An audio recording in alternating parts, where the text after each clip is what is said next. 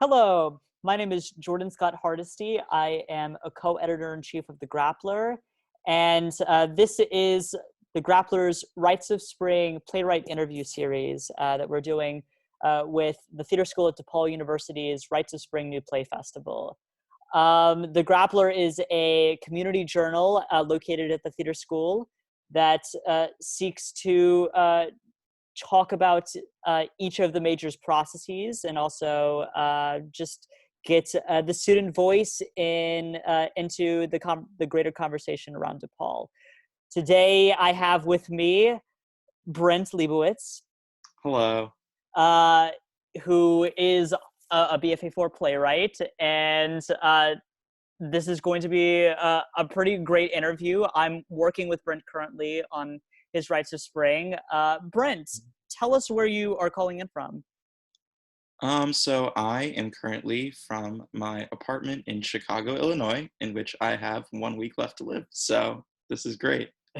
Great. Amazing. So I think diving right in, can you tell us a little bit about your Wrights of Spring play that you're working on? Sure. So my play is titled The Legend of Jason Argonauts Assemble, and it is an adaptation of the myth of Jason and the Argonauts. It explores the whole myth of Jason from setting foot on the Argo with the greatest legends of Greek mythology to the unfortunate end of his relationship with Medea. And it's really an exploration of all of Greek mythology through the lens of this one epic story. Yeah, that sounds really great. I obviously have some familiarity with it as your dramaturg, but That's cool. can you tell us a little bit of what the inciting incidents of this process was? Like, what made you want to tell this story? Yeah, sure. I've always been into Greek mythology, heroes, just sort of larger than life concepts. I was a big comic book nerd too as a kid, and also read lots of Percy Jackson and all those Rick Riordan books. So this sort of uh, came very naturally to me. We were talking in our dramaturgy class in winter quarter this year about doing adaptations, and this was one of the options of an adaptation, and I decided to go with it. And yeah, that's sort of how I got there. That's really, really interesting. That you're also returning to this thing from your past, like the Rick Riordan series and love of Mhm. comic books, to tell this story. I'm interested in how this process has been. Of course, you have. I'm not sure what the exact terminology is, but you have a workshop. Is it an elevated workshop? Is that what it's called?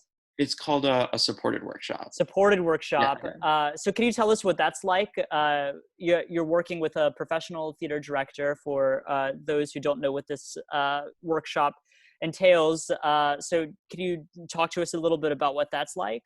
Yeah. So um, in the fourth year, a number of BFA4 playwrights, depends on the cohort number. In this case, it was two. We're paired with professional directors for 2 weeks of a workshop process. So basically, we are experiencing what it would be like to do a workshop in a professional theater setting. Of course, it's over Zoom, so it's a little different, but we have ourselves a professional director.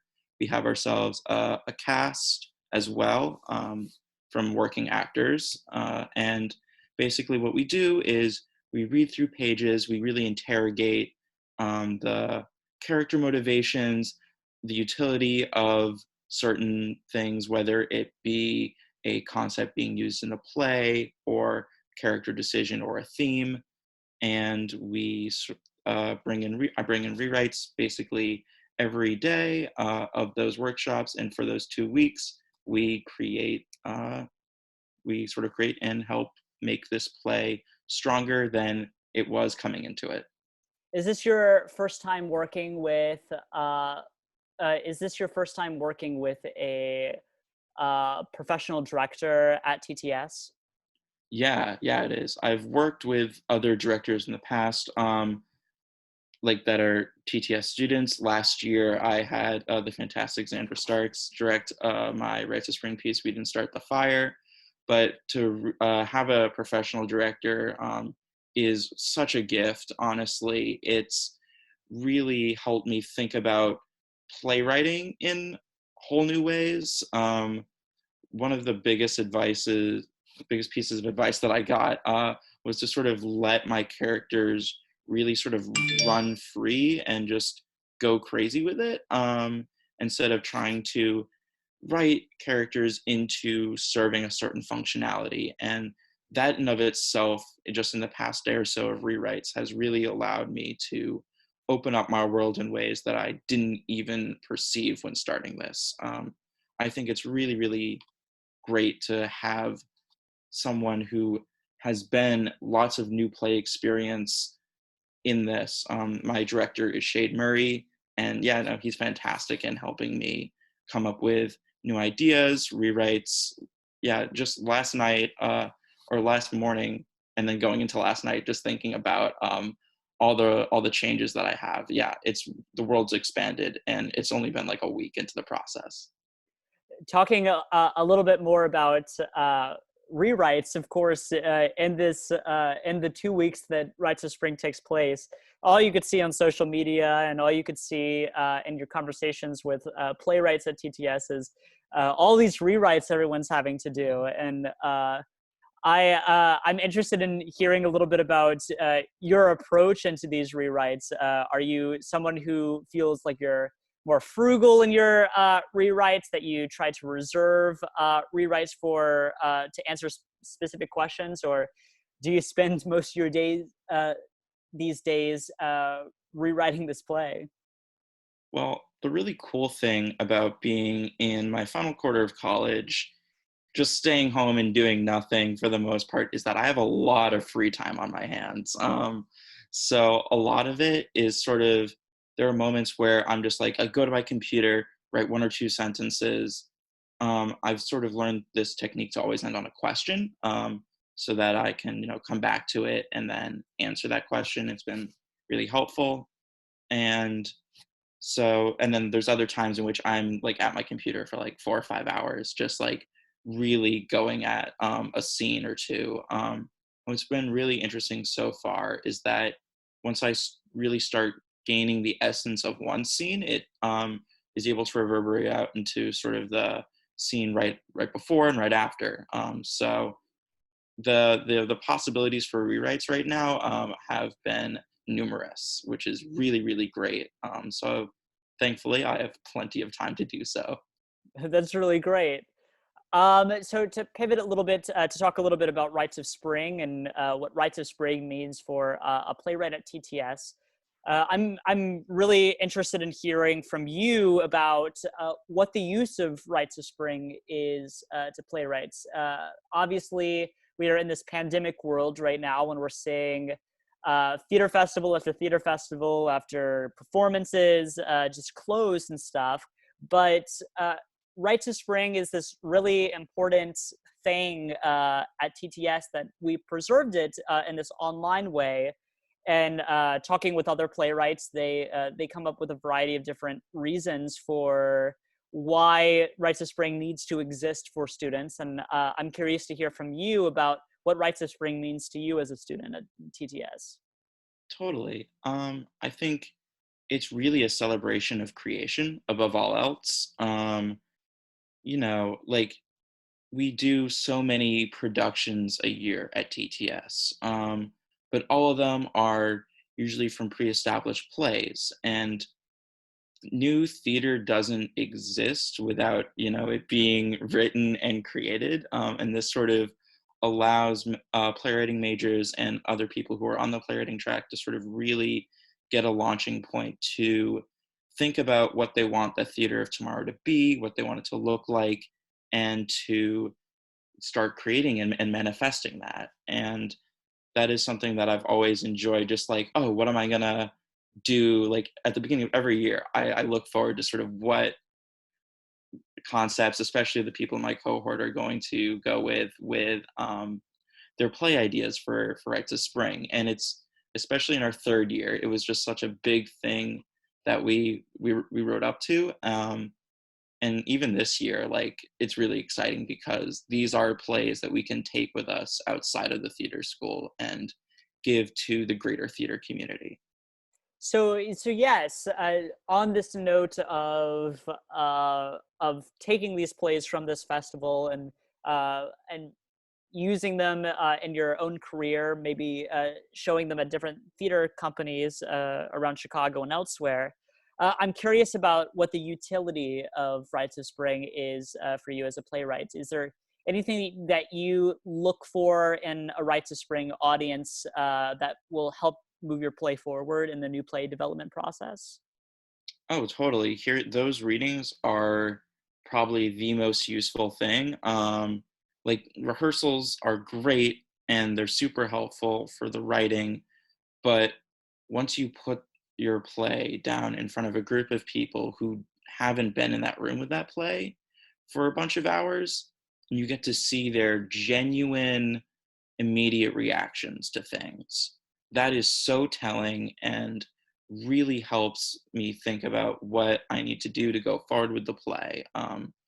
What's really great about Rites of Spring usually is the idea of like the two readings. So you have plenty of time to see plenty of audience reaction to really see what you need to do with your play to get it to the place in which you want it to be. Yeah, that's really great. So after Rites of Spring, does your play have a life? Are you going to continue writing and working on this play? Oh, absolutely. This play has yielded so much more than I ever expected to. Originally, I sort of approached this from it's the Greek heroes. They're kind of problematic. Let's take them down a couple of pegs. But it's really grown into so much more than that. It's become a story about the stories that they tell themselves and about them, the stories that are told about them. And I think this is really something that I want to keep exploring. There's some interesting theater companies that I have my eye on. Hello, Otherworld, if you're listening, what's up? But yeah, so I'm definitely looking forward to spending a summer and sort of going into the fall furthering this and seeing what life I can give it. Yeah, I can, as your dramaturg who has been looking at this process since like the beginning of your writing this, I think that there's just so much growth that this world has seen. And I share with you this really, this excitement about this process and this excitement about this particular play and how much it's turned into something really great. So again, to pivot to something a little bit different than talking about the play. Obviously, I'm not sure if anyone knows this, but we're in this really big pandemic at the moment. And we're all dealing with this in our own particular ways. This really was something I think that the lockdowns sort of happened on one memorable day, and we all had to transition into this new world. And I'm curious, as a playwright, what writing and working in this time has been like for you. Yeah, it's weird, man. Like the first month, like March 15th or whenever, like that day was like, it became very hard to create for a little bit. Just because I as a person, I hate change a little bit, and just to have it just happen so fast, so quickly was very overwhelming for anyone, and especially when I'm trying to sort of focus on a creative process. But I think what's interesting about this is that I've been very, very fortunate to have uh, the time to just stay inside and really reflect and think about the art that I want to make, and sort of remotivate myself to do so. And now I've sort of gotten to this pattern, especially now that like I'm in a rehearsal room and I'm active in the process, that in which I'm like, yeah, great, I have a lot of time in my hands, I can write, I can totally do all this. So I think there's definitely been a little bit of a character arc, one would say, in how I've been sort of handling writing in this scenario. How do you maintain creativity in this time, or is this something that that just came naturally after you lived in it for a while, or are there any like books or movies that you're looking to that keep you sane and creative working in this time? I think it's sort of a mix of both. I don't know. I feel like my brain sometimes runs 100 miles an hour with like ideas. I just have a whole document somewhere of just like play ideas. That I don't know where it is right now. But it exists, and so I think creativity is sort of something that feels a little more natural to me. It's sort of the will to put that creativity then on a page. That was what I was sort of working towards, and sort of with time was able to be a little more easier, and especially with the whole idea of process. I'm also very thankful for my playwriting classes for encouraging, submission of pages, which has sort of allowed me to still stay focused on that, which is really, really great. And I've also, yeah, I've definitely been watching television, movies a lot more, really to try to stymie creativity. Or yeah. Is stymie the right word? I don't know. I'm a playwright, guys. I should know this. But anyway, one show that I've really been watching. If you haven't watched it, go watch it. Secession, HBO. The dialogue is top notch, and I've actually sort of been gaining a lot of revelations from that, because I feel like the characters in that are sort of equivalent in a sense to a lot of like ancient Greek legends and royals. So that's sort of been what I've been working on at this point. I totally agree. It is one of my favorite shows as well. That's really exciting. So as we get closer to time, one big question that I have been leaving all other interviews with playwrights with is, do you have any sort of advice about how to work in this time for, I'd say, especially people who are maybe coming to TTS as freshmen next year, freshman playwrights, or anybody who is wanting to become a playwright during this time? Do you have any advice about how to deal with this pandemic, or to stay creative in this time, or about coming to TTS? Yeah. So I guess I'll start with this. Shakespeare wrote King Lear in quarantine. No, I don't care about any of that. What I would say is you are the ones who set the expectations for yourself. Don't let any of those external pressures really be pressures. You can sort of really set the boundaries for yourself and sort of set what the expectations you want of yourself in this time is. It's crazy. Let's be completely honest here. There's some wild stuff happening this year, but so people in theory should be more understanding to that. And don't try to put too much pressure on yourself. I think that's something that I've been learning as well, during this workshop process, because there's sort of this whole idea of got to produce results. I want to come up with answers for my actors. And so sort of taking that off of myself and being like, you know what, I need to do what's best for me as a writer, and sort of really listening to how I feel, is really essential, and something that I would encourage not just writers, but sort of really anyone to do during this time. Really, really, really great response, Brent. It has been a privilege to talk to you today. Tell us when your play is going to be published. Yeah, it's going to be on the Wrights of Spring website, and through a Zoom event on Saturday, May 30th at 2 p.m. Hope to see you all there. Yeah, hope to see you all there. It is a really good play, and I totally recommend all of our readers tune in. Thank you again for joining us, Brent. Like I Absolutely. said, this was an event by the Grappler. It's our Wrights of Spring playwright interview series, and keep looking out for more, and go to wrightsofspring.com to see more Wrights of Spring events that are coming up, and supports the new play development process for many of these students, especially in this weird time that we're living. Yes, definitely check it all out. There's some really good stuff out there, and you don't want to miss it.